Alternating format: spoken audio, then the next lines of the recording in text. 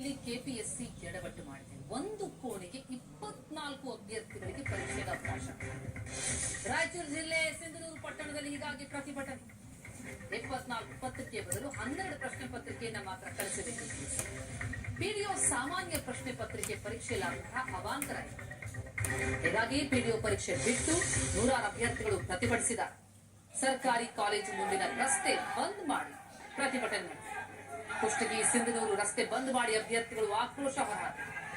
ಬೀದರ್, ಕಲಬುರಗಿ, ಯಾದಗಿರಿಯಿಂದ ಬಂದಿದ್ರು ಅಭ್ಯರ್ಥಿ.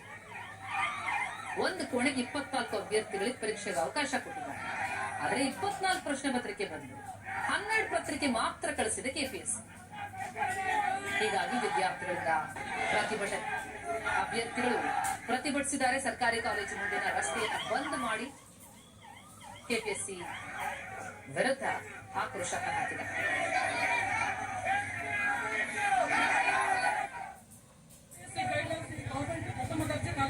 ಗೈಡ್ಲೈನ್ಸ್ ಇಲ್ಲ.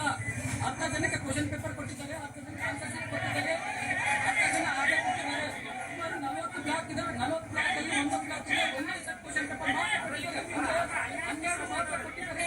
ಇನ್ನು 12 ಕೊಟ್ಟಿಲ್ಲ. 12 ಜನ ಕ್ವಶನ್ ಪೇಪರ್ ಕೊಟ್ಟಿದ್ದಾರೆ. ಇನ್ನು 12 ಜನ ಹಾಗೆ ಕೊಟ್ಟಿದ್ದಾರೆ. ಕೇವಲ 10 ಹುಡುಗಿ ಮಾತ್ರ ಕ್ವಶನ್ ಪೇಪರ್ ಅರ್ಧ ಬಂದಿದೆ. ಅಂದ್ರೆ ಮೋರ್ ದನ್ 80% ಕ್ವಶನ್ ಪೇಪರ್ ಬಂದಿಲ್ಲ.